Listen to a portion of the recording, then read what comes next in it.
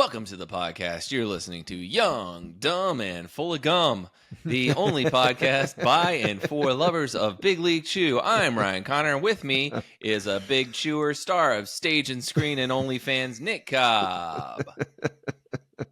That's right. Young, Dumb, and Full of Gum. You know, OnlyFans is doing stand-up specials now. They're doing like 10-minute specials. I know a couple people have done them, and I think they pay $6,000. Wait a minute, 10 minutes and they're calling it a special? This has to stop. I use the word special. I don't know if they call them a special, but I'm pretty sure that if you do it, you're responsible for like promoting in some way, being engaged on OnlyFans for like 6 months beforehand. One guy said that. No, I jerk off 5 times a day on this site. Of course I'm acting. One guy said I was just like you know those like fireplace, like a fireplace video that you put on. Yeah. Where you make the joke of like, oh, this is the 5th one. Do I have to watch the first 3 to understand what's going to happen? Like that kind of a thing. He basically did that for his 2 minutes a day of engaging with OnlyFans, but he did it with like, I just ran a faucet. And then they got mad. I'm like, I'm sure they did. I'm sure they did. No subscribers to you running a faucet? Yeah. Okay. Couple things here. One, I don't fully understand what I understand it's like people subscribe to watch a person like do homemade porn. But like, how does that, I don't understand how people make there's like 1 million people making $1 million on it. It's like, I don't understand what, anyway. I know, it's matter. so frustrating.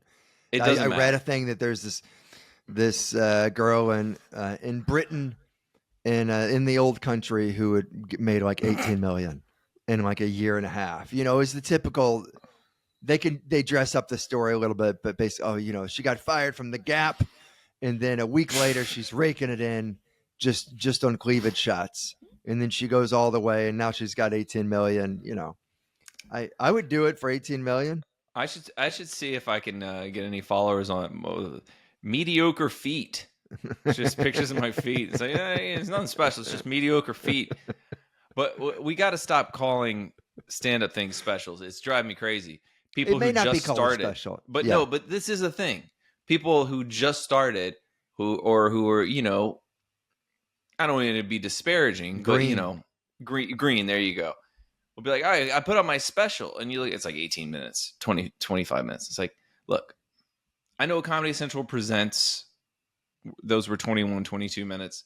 But first, it's on TV. Secondly, you're doing longer. And also, most people just called it a presents. They didn't even call it a special. They did not call it a special. Yeah, it would be a they special. They call it my half hour. My half hour. You're right. It would be a half hour. This weird thing where people put out 20 minutes and say it's a special. That's not a special. It's weird. What's it called? It's called, excuse me, sir, how long have you two been together? Yeah, right. It's exactly what it should be called. It's a single. You're putting out a maxi single is what it is. It's not an album. Because I don't know how, because they don't care. They don't care in the same way that we used to care. Like, I have a friend who just was like, watched this Montreal audition, and they were like, these people they were getting off 1.5 minutes early in these sets. At a Montreal audition? Yeah, a 5-minute set, and they're getting off at 3.5. Good Lord, man. And they were like, that's something that people sweat, 15 years ago or whatever. They sweat it out.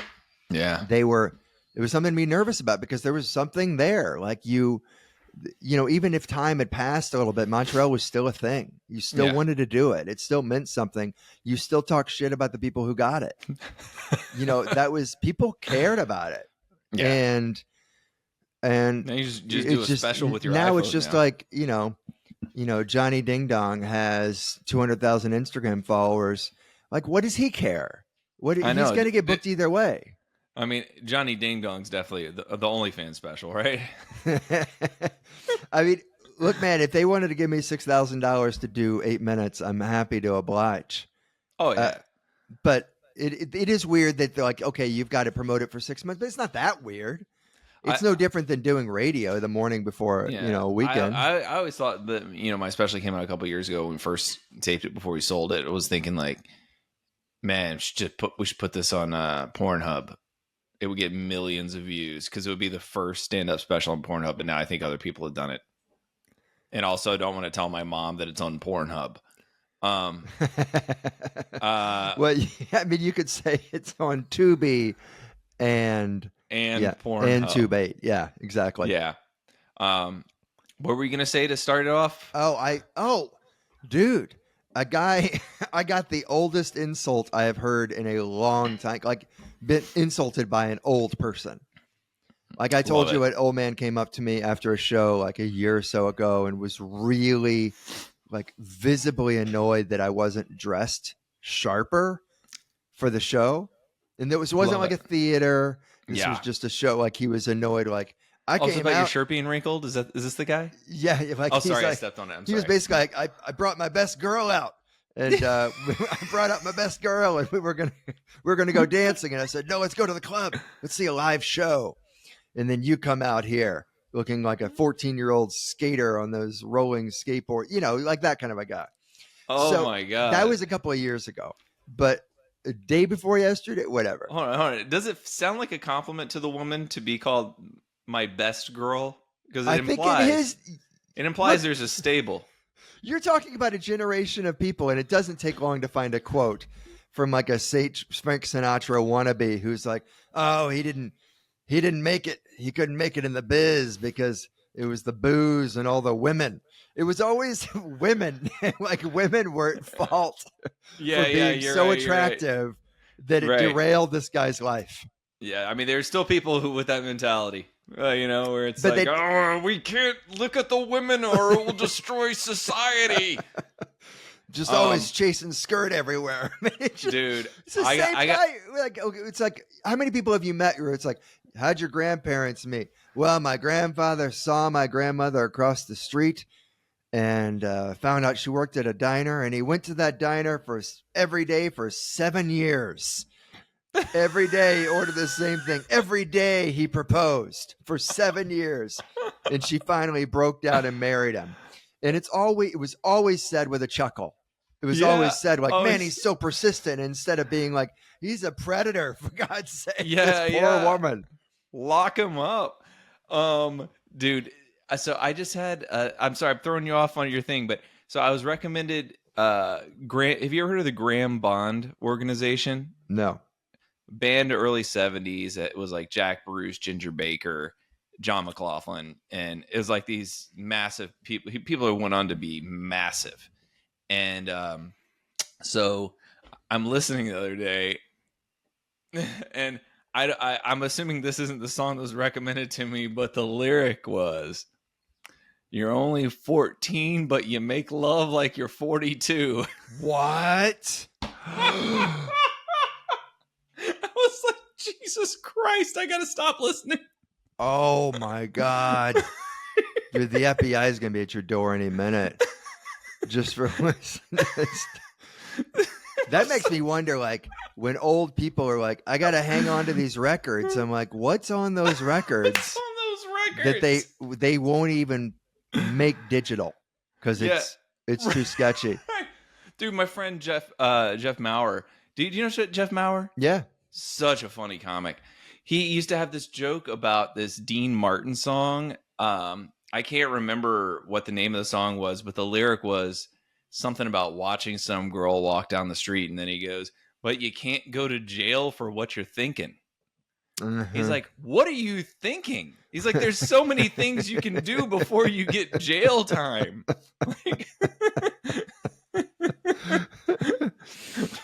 It's creepy, man. You look back, it's all pretty creepy. And two things can exist at once, right? Because you're like, oh, these guys stormed Normandy. And they also married their 13-year-old second cousin. And what brave, gross men they were. It was just so okay. It was just so okay.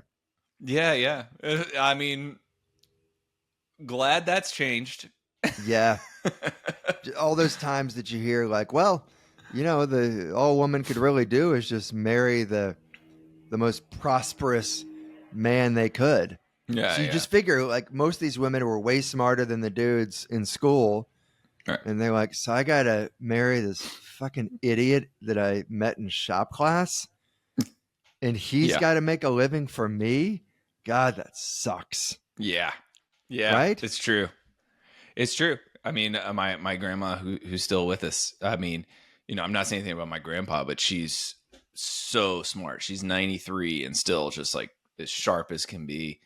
But yeah, never had like any like she could have done anything, and she didn't because that wasn't the norm at the time. I wonder what she thinks. And I often wonder this when two, 3 generations younger than her, they've got all of this just capacity Yeah. to do whatever, pretty much whatever they like.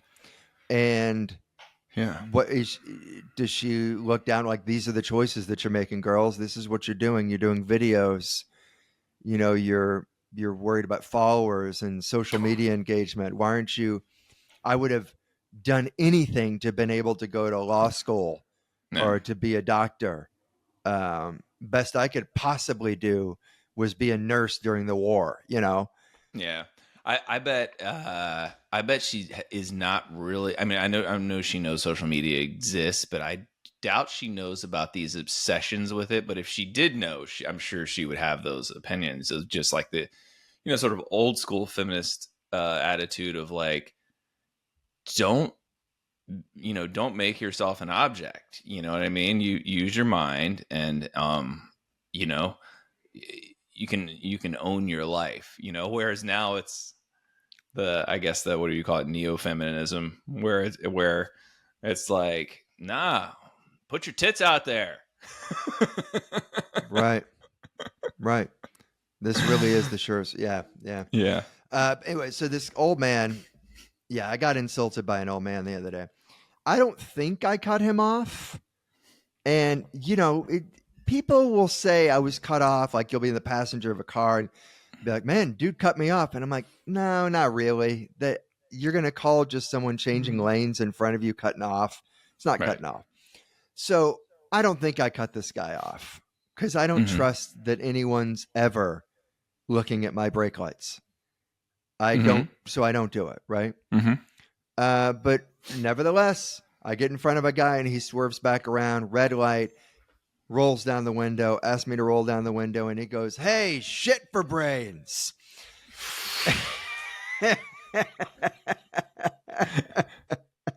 It's not like you tanked his trivia night. Why is it shit for brains? Because it's not asshole Turner. I haven't heard that in so long.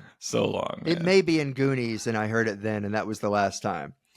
But shit for brains, I had nothing but love for this guy when it's like that was in his like cursed bank, and he chose shit for brains. Did you laugh?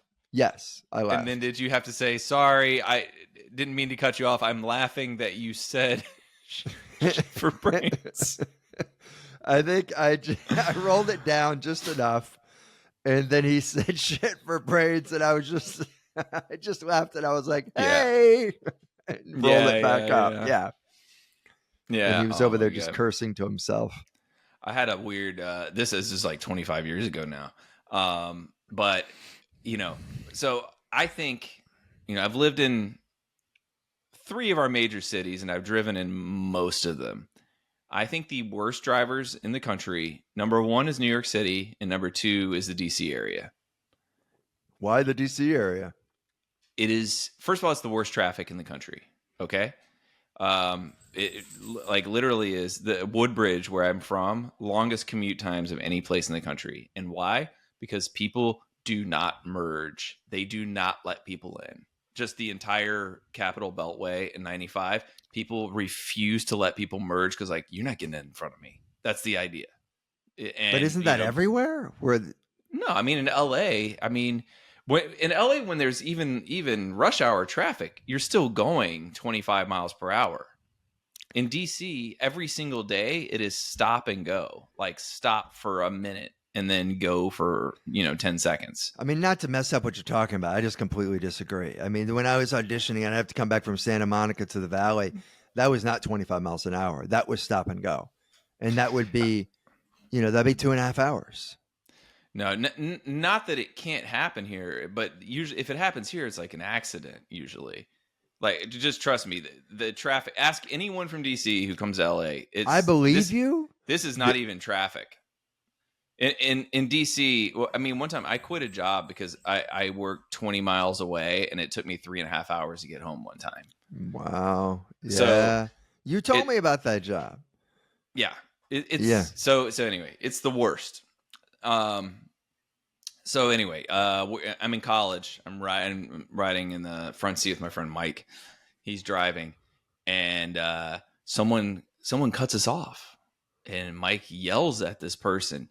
And it was a black Mercedes with like tinted windows, and he goes, "Fucking Chudy," and I go, "What? Jeez, man, why'd you say that?" And he goes, "Fucking cut me off, fucking Chudy," and I go, "Weird. Yeah, but why are you calling them this name? Like you don't have to use the CH word." The word I've never heard of before.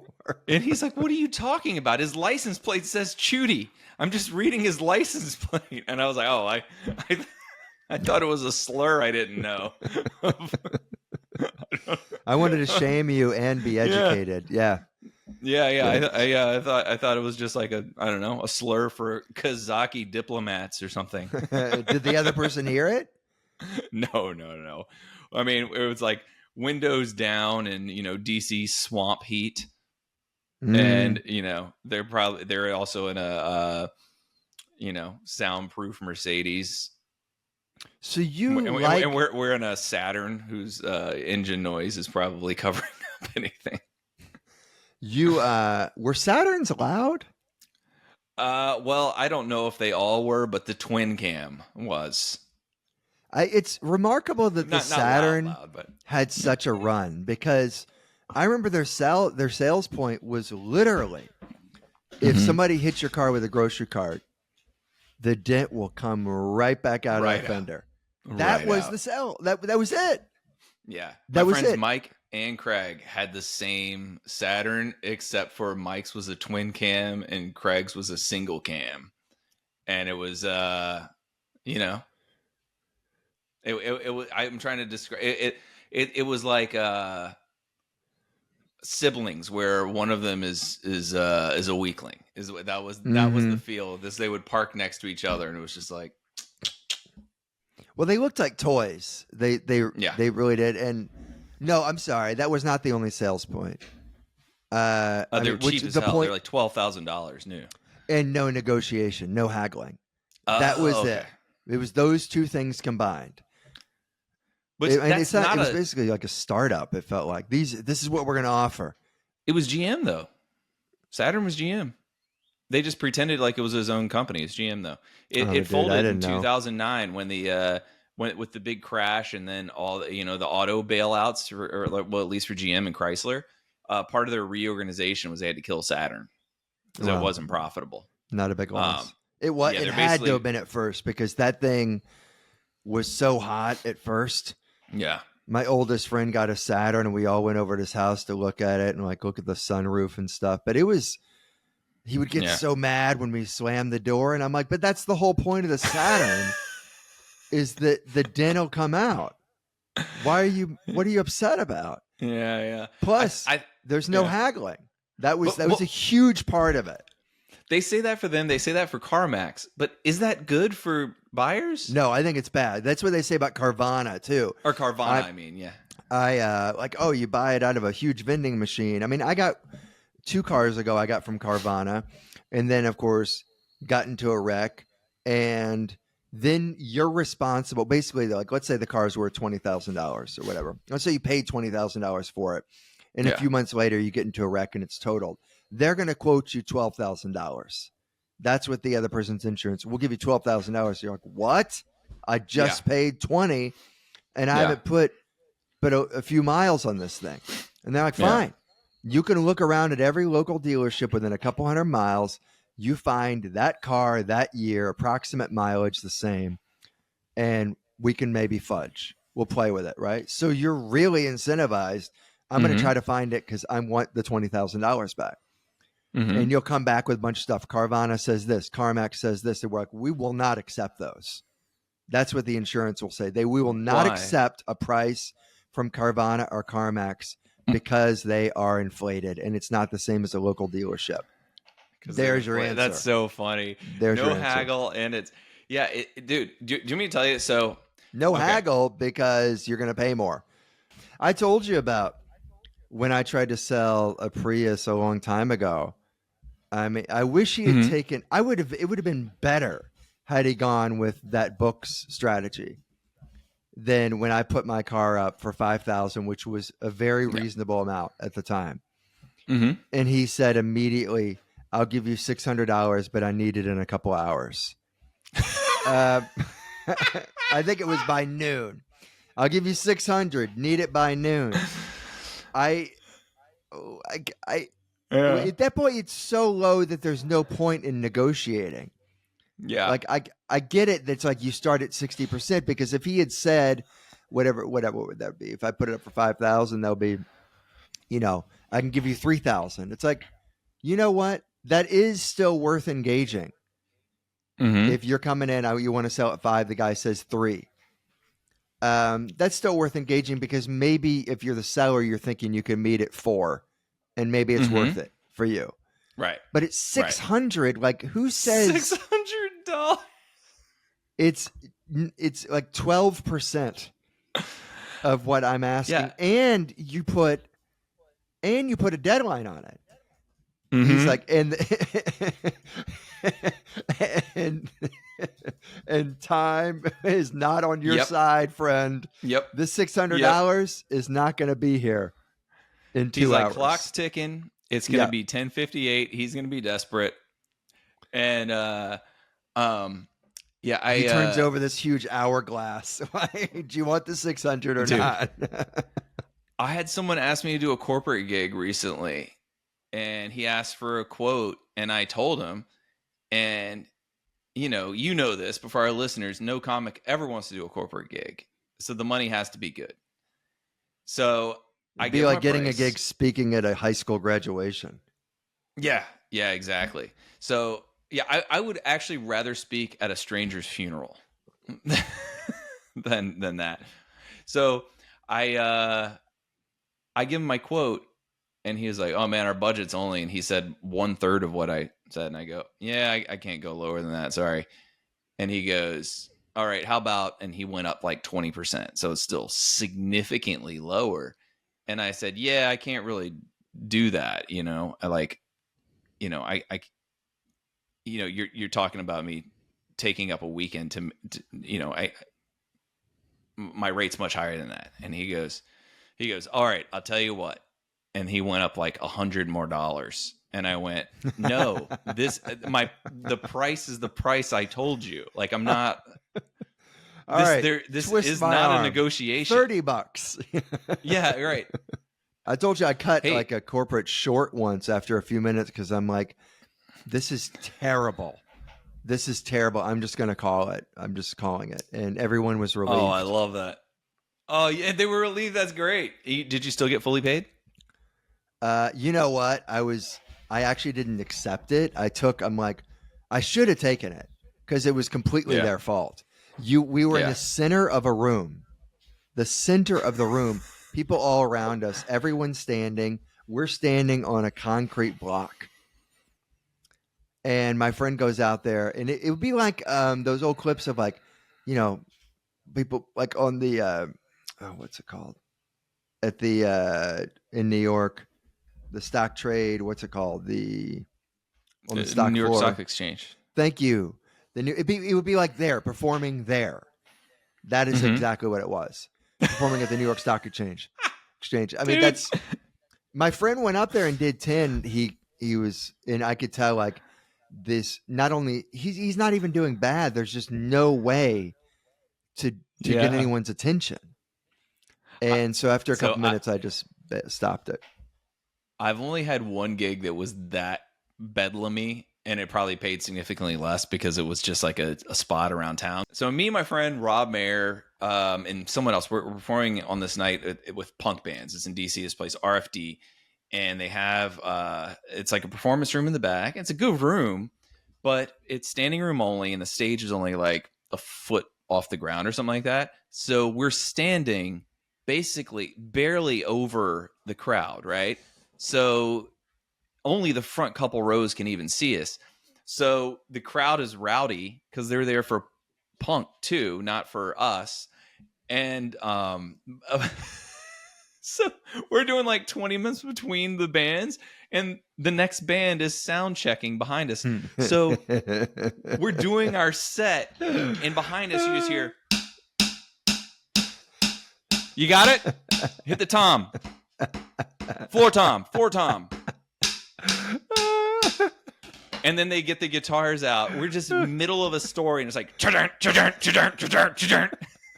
let's try it again. One more time. Yeah. It was insane. Because like if you're at a big venue, all the sound check stuff's through monitors, so wouldn't even hear it anyway. But you know, this probably held 150, 200 people. So it's all just going into the room. This is when bookers a lot of times will plead ignorance because it's to their benefit. It's just the same thing as when you're like, can you turn off, if you had us here, but football's on, you got to turn it off if you're at least the audio. And then when the show goes poorly, like they set you up to fail. It's just the worst possible situation. Like the lights are all on and it's middle of second quarter and they're like, we're shutting off the Eagles game. It's the playoffs. We're going to shut it off because we got some people telling some sketches. And then when it doesn't go well, because nobody knew it was even going to happen, then they say, well, funny's funny. Funny is You're funny. all right. That's a fun one. There is that strain of bookers who are like, no such thing as a bad crowd. It's like, yeah, there is. Yeah, there is. I mean, you want to like get your lighter out and put it under their hand and be like, fire's fire. It burns every time. Right. I don't know how many of those guys I met. I did a college once with this guy named Tony something, and it was during the day. I think it was lunch in the cafeteria. They set up a tiny stage. I mean, you walk in and you know it's gonna be terrible, but still, buffet along the side. The one side is all window, so you just see the woods, and he's like, okay, Nick, go up and do 20. And then I'm going to go up and do 40. And I went up and did 20. And it wasn't, I mean, you know, it's not going to be great, but it was what it was. I was there for the money. And then he goes up and instead of doing 40, he does 4. He does 4 minutes. After 4 minutes or after 3 minutes, he's like, well, I'm selling CDs. He starts his merch stuff. He starts the merch speech after 3 minutes. He's like, I've got a game I want to play with you guys. And so it's like a trivia thing. And he asks a question. He's like, first person to get it right. And no one tries to answer. And anyone who could is like 50 yards away anyway. No one even tries to answer. And he's like, okay, thanks a lot, guys. This is crazy. And afterwards, he gets chewed out a little bit. Like, the opener was better than you or did more time than you. All valid. And he's trying to argue. Like, no, I did my time. And they're like, you said you were going to do 45 minutes. And he's like, well, I did 6. You know, I mean, just like an amazing, like, I'm just not that kind of guy. I mean, do respect it. When somebody is they just dig in and they're like, they're so wrong, but they're just willing. And they're just, I'm going to go in. And then he paid me through both Western Union and How do you even collect? You have to go to a Western Union. Is that how that works? The first thing he did was he's like, I'll get the money to you soon. And he mails me a padded envelope with $40 in it in cash. And then he's like, with a note that says, I'll get the rest to you through Western Union. And I picked it up like a month later. That was a gig. That's crazy. Yeah, that was a gig. Also, when I used to do colleges, I would go over every show just because it's like, man, you have a captive audience who likes stand-up. Just fucking have fun. I've heard I don't know. so I did few over people an hour. say that about colleges. All but one or two shows I did over an hour. Yeah, I don't know. I always liked it. I think it was because my agents are good. So they would make sure everything is set up right. And if it's a bad show, they would just, if they think it's going to be bad, they just say, you don't want to do the show. Well, but anyway, Bass Schuler, best college agency. I've heard they're very good. Kate McGill's great. Yes, too, Kate McGill was great. I worked with her. She was great. The worst one that I heard was when a hilarious comic in New York, been doing it forever, goes down to UT Knoxville, and there's no direct. You got to get 2 flights, I think, and then rent a car. Yeah. And he goes, and I had performed at UT Knoxville. It was like this gorgeous theater, as they often are at universities, like gorgeous. Mm-hmm. Sometimes you go into this gorgeous theater and there are 3 people there, but apparently it was packed. And as soon as he walked out, they were just raining booze down on him, screaming at him, all this stuff. But this guy's been around the block. He does not care. And so he breaks out his contract, which I guess was in his back pocket. And he says here, I got to be on stage between 7 and 8 p.m. And it's 7:02. So I'll be on stage. And then he goes off stage for a moment, gets a newspaper, sits on stage and reads the paper for the next hour. Like it's some Andy Kaufman bit, but it was not a bit. Like, it's not a bit. He was basically saying, like, this is how you treat people who come here, that you just yell and scream at them. He gave them a minute. They didn't do it. And he just sat there like an old veteran substitute teacher that's like unafraid of any classroom he's ever been at. And just like, I don't care. I'm going to sit here. If you guys want to be morons. I can't even tell if that's the right thing to do or the wrong thing to do. My inclination is it's the wrong thing and you just perform through it and you get your check. Just for the relationship with your agent and the fact that you might make some fans there tonight. They were like, man, this was crazy. He just performed through these assholes being assholes. But I don't know. Yeah, I don't know, man. The time thing. You have to have that special kind of personality. I wasn't there. You got to have a kind of personality that's like, not only you're willing to do that for an hour, but you're also willing to argue it out with the student activity board person. I would just perform through it. Yeah, it sounded like sorry. No. Just like it sounded awful, but at the same time, I'm so glad it happened and it wasn't me. Yeah. You know what I mean? I mean, yeah.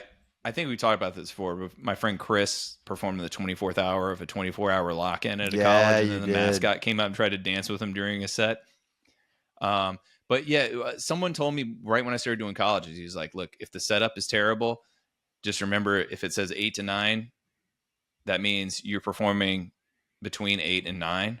It doesn't mean that you're doing an hour. You're not contracted for an hour. So he's like, if they start the show 15 minutes late and the crowd is terrible, you can get off at 9. You don't have to go to 9:15. Yeah. So I only did it once, and it was one of my first colleges. But yeah. Anyway, did they give you always shit about stuck it? With me in any comics? No, it was awful. I've talked about it on here before. The Yo Mama comedy night in Sheboygan. Yes. Yeah. It was horrendous. But hey, we're starting a new segment today called Inside Jobs. Now, what should we call it? So I'm going to give you 3 conspiracy theories. Okay. I made one of them up. 2 of them are real. you're going to tell me which one I made up, okay? And I'm just going to give you briefings on them. You can ask questions if you want, but I didn't really look into them that well, but so I might make stuff up. But okay. Does the concept make sense? It's So pretty straightforward, right? I'm just trying to figure out which one's made up. Yeah. All right. Okay. So I'm going to give you 3 conspiracy theories. 1, we landed on the moon. Just kidding. Okay. That's. I mean, I know. right. I'm pretty sure Jamel believes that we did not land on the moon. I've had conversations with him about it. No, there's. Yeah, pretty sure. No, there's no way. No, he does. He believes they made it all up in Burbank. I'm not kidding.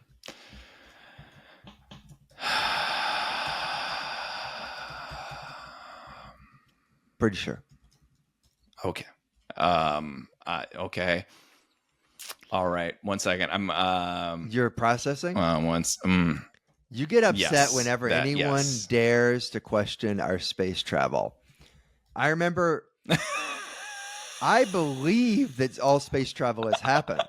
I do question some of this shit, like what we're doing. Like, and you'll always. I remember you being like me. I was like, why are we going to Mars? Like, why are we spending that much money to go to Mars? Can I at least get whatever tiny portion I'm paying for? Can I just get that back? Or can we put it somewhere else? Yeah. Can I pick? Yeah. Can I like fill the pothole? It's about the technology it creates. I know. It's about the technology.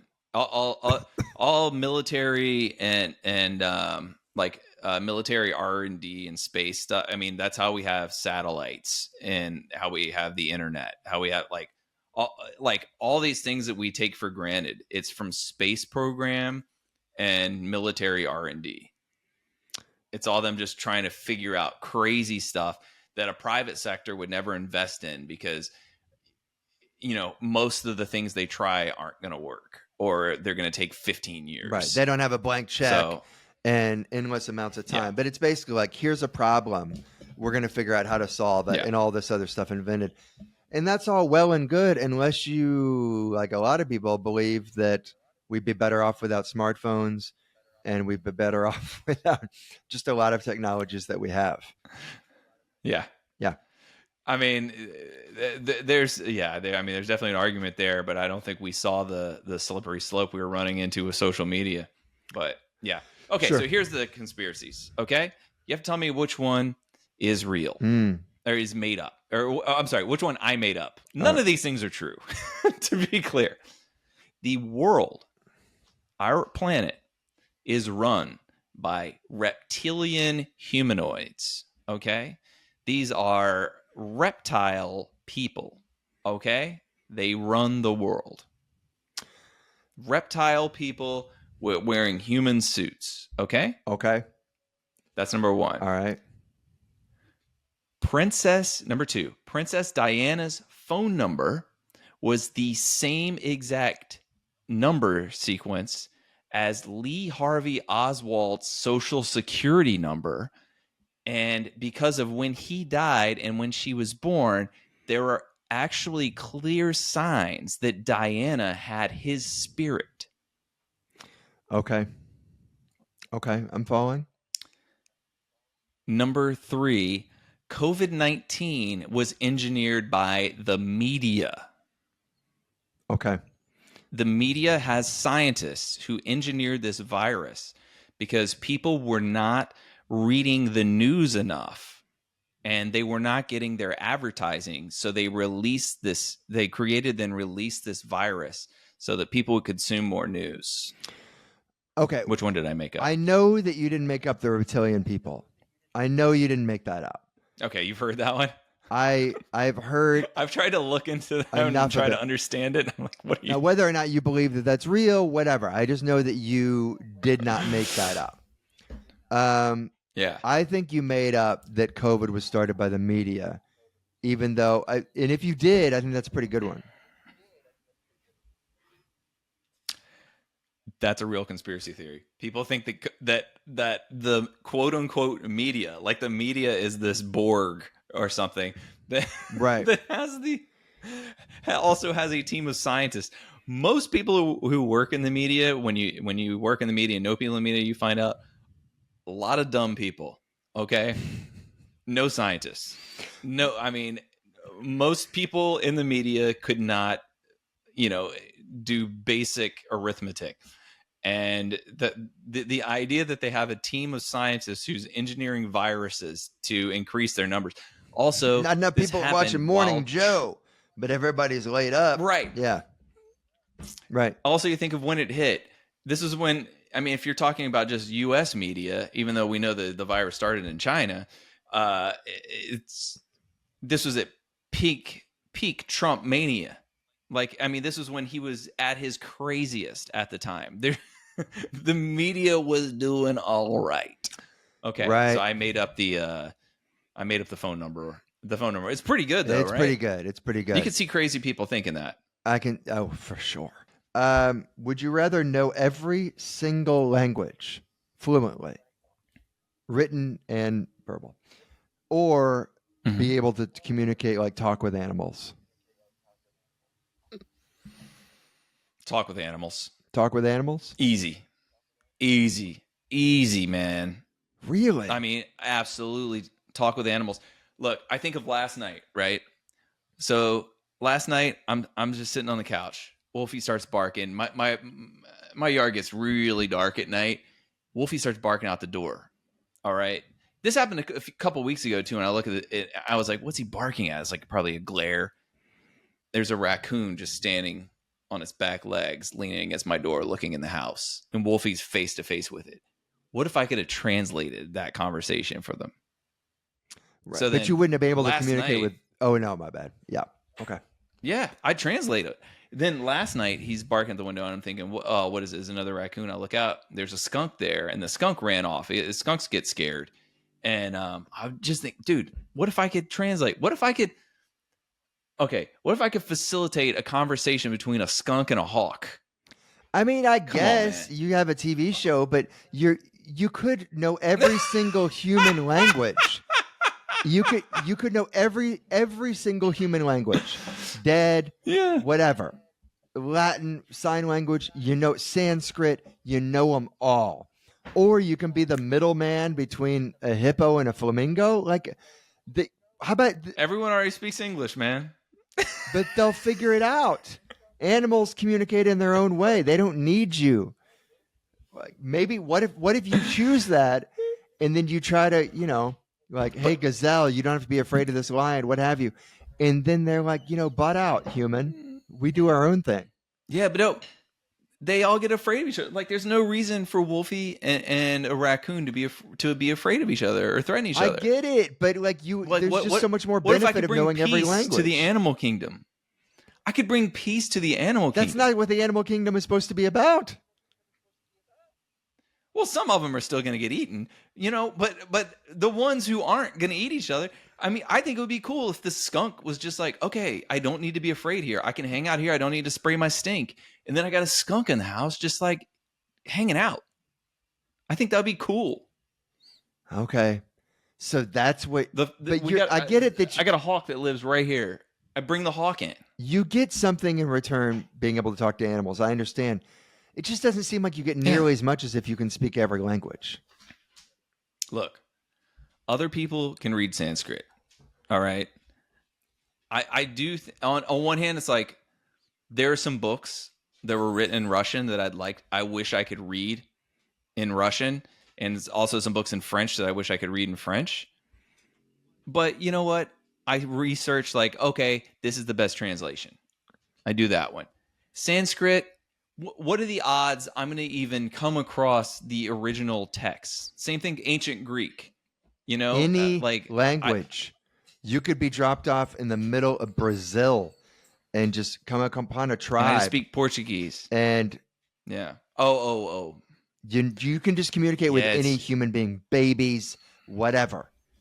Anybody. Dude, I see animals constantly. I'm looking at one right now. All right. If I could converse with my dog in dog, get out of here, man. What if you find out that they're all dicks?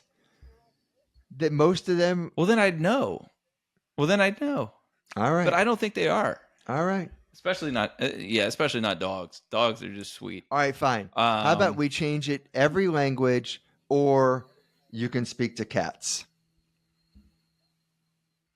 Oh, language. Yeah, language easy. Yeah, I mean, I don't care to speak to cats, All cats. just as they don't care to speak to me. Okay. I'd like to converse with tigers and lions, but the language thing would be more useful. Yeah. All right. Okay, that was my question. Yeah. Good. Okay. So it sounds like you take languages. All right. For Whatever. Let's play Rank Them, Nick. Yep. Rank Them is a game where I list 3 attributes for this is a person who is perfect for you in every way, except for these 3 defining characteristics. So it's the same person, except for this. You okay? Sorry, my dog coughed. Talk to him. Okay. Except for these characteristics. Number 1 has a 50-pound dog, roughly 50 pounds, and bare hands every single poop. Okay, doesn't use poop bags because it's environmentally reckless, right? So she bare hands it. She doesn't use a scooper. And when she does, no, just bare hands. 50-pound dog. It's a big poop. Every time she does it, she announces to everyone around, "It's not a big deal." Okay, I got a question about this. Why is she barehanding it all if she's not using a bag? Why not just leave it in the grass? Where is she going to throw it? Where's she putting it? Put it in the trash can. She's going to put it in the nearest trash can. She's going to carry it to the nearest trash can. She's going to barehand a big pile of shit. But otherwise, and then put it in the she's trash perfect. can. Okay. Otherwise, she's perfect. Okay, all right. Otherwise, she's perfect. You know how big a 50-pound dog poop is? I mean, I saw Jurassic Park, so I'll scale that down a little bit. My dog's poops are, no one flinches at them, but I watch our friend Brendan's dog sometimes. He's about 50 pounds, and when he poops, I'm telling you, like, I have to sit down. It's like taking a break between sets after you pick up his poop. Dude, okay. Number 2. Okay. I don't see how it could be worse. Number 2. Anytime she has to give her name, let's just say her name is Amy, like your wife. Anytime she has to say her name for anything, this can be just at a restaurant where they or like a pickup place, or like, okay, what's your name for the order? She gives a fake name first and then laughs and goes, "Just kidding, it's Amy." So it'll be like, "What's your name?" Sarah. "Just kidding, it's Amy." Every time. And it's not even a clever name. It's just another name. It's just a different name. Lizzie. No, it's just not funny at all. Yeah. Okay. It's idiotic, right? Yeah. Number 3, sweats blood. Okay. Okay, is she injured, or is this just what her body does and she's okay? She just sweats blood when she sweats. She sweats blood. Okay. I'm going to surprise you with this a little bit. I'm the most okay with sweating blood. Really? I think it's kind of cool. Assuming she's totally okay, I think it's kind of cool. She just starts sweating blood, and then it'd be really just be like if going other through people a lot are of around. clothes. Yeah. Okay. And then the Starbucks name thing. I mean, that's really that's so harmless. That should be my number 1. Really, I just wanted to emphasize how little that bothered me about the blood. It's the Starbucks thing is the one. The blood and the dog shit, I'm just out. I don't care how perfect you are. Really? I don't care how perfect you are. Don't. If you're picking up massive amounts of dog shit and you won't even use a scooper, like if you don't want to use plastic, fine, I get it. Why? Just take a scooper. That's what would bother me. Yeah.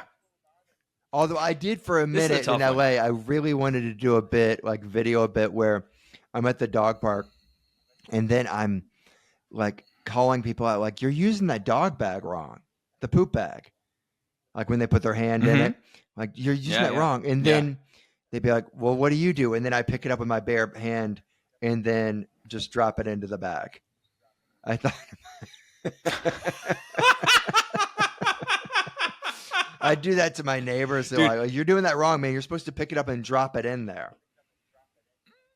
I saw someone who would just put the bag under the dog's ass and it would poop right into the bag. Remarkable. That's crazy, man. But okay, this might be the toughest one ever for me. The sweat's blood, I think, is the most disruptive because the entire summer, like, you need to live in Alaska or something for this to work. But then it's like, then she also can't exercise because it's going to be disturbing. Just blood coming down. She's probably going to make millions of dollars off her book, Blood, Sweat, and My Tears. Yeah, that's good. But it's just too much for me. The name thing, I mean, that would really bother me. Like, yeah, we have a reservation for 7:30. What's the name? Karen. Just kidding. It's Rachel. I mean, you get a lot of eye rolls, but that's just not much. Whatever. You have to sort of pretend that it doesn't infuriate you. Look, man, every time we've got one of those like electric front door locks and you just punch in a code and you have to wait maybe a second and a half for it to unlock and you hear it go, like you hear it whirl. Every time Amy opens it, she knows how long it'll take. She still tries to open it too early. She'll punch the code, immediately try to open it. It hits the door jamb and then she waits a second and then opens it. You got to check your woman. I'd much rather have the fake reservation name, the fake latte name, than the front door lock. Yeah. Okay. I do the fake name. Before we did this, I thought it was the worst, just because I don't like being annoyed. The dog shit thing is definitely last. I mean, it's so revolting. It's crazy. I should have said on a paper plate and carries it on the paper plate while saying not a big deal. It's still third because it's on a plate and that's disgusting. I would take I think that would be my number one because she's still not touching it. You don't think that's the worst? Sweat's blood's last. Sweat's blood is last. You're going to sweat my car? You got blood all over my car? Right. You having night sweats? You're gonna bleed and have to wear a parka like body blood all over your bed. You're last place. And then and then I guess it's the person who lies about the names first. It makes me sick to say it, but it's a fact. Anything else, Nick? Nothing, man. I'll see you tomorrow. Yeah. You mean next podcast? Yes, sir. All right. Well, I'm going to be in Toronto, Ottawa, Hamilton. Let's see where else. Phoenix coming up. Chicago with Nick Cobb. Mahomet, Illinois with Nick Cobb. DC, Philadelphia, Minneapolis, Edmonton, and just outside Vancouver in New Westminster. I think there's another one that I'm leaving out, but check it on my website, ryanconnorcomedy.com. Also, you can watch my special on Amazon or Tubi. It's an actual special, an hour long. And read my book, The Party. I unfortunately predicted what's happening in the United States. I just hope I didn't get the next chapter wrong or right. Yeah, that'd be bad news. Ugh. Yeah. All right. Well, thank you so much for listening to Young, Dumb, and Full of Gum. All right. Bye. Hey, I got a question for you. Just a couple of guys palling around, coming out of your speakers, a beautiful sound. They debate, berate, and have a laugh or two. Connor v. Cobb, for me and for you. La la la la la la, la la la la. Connor v. Cobb, for me and